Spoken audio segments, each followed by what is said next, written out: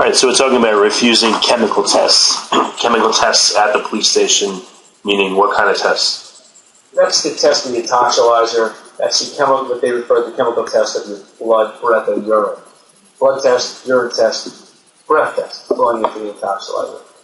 If you refuse to take that test, you may be subject to losing your license for a year.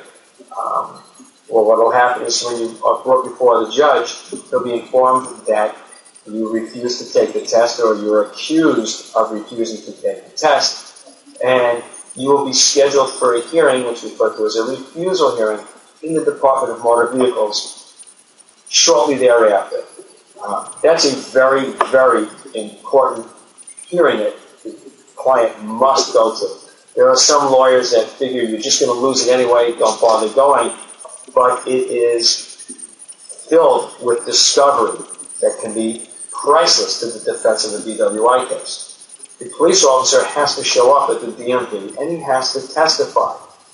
He testifies to why the car was stopped, how it was that the person was accused of a DWI, how it was that the person supposedly was informed of their rights to take the test, to refuse the test, and whether or not the person understood that if they refused the test, they could lose their license for a year.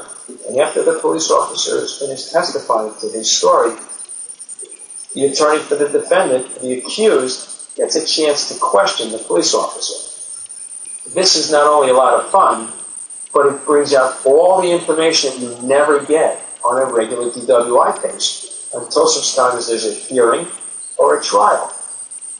You get this information before the case even really gets to court the first or second time.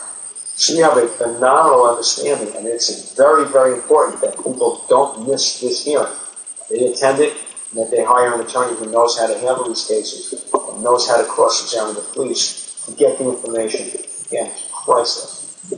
Have you run into refusals that don't seem like refusals, where the person tried to blow and they just couldn't, or the person tried to pee and they just couldn't, and they were still told that they refused the test? Absolutely. We have police officers who accuse people of not blowing hard enough. We have females, more than the males, but females who are crying and they're just not capable of blowing hard enough. People who have asthma can't blow hard enough. These are silly tests. There's a machine that you have to blow into until the machine stops and says you blew hard enough. Well, that's provided that the machine is working properly.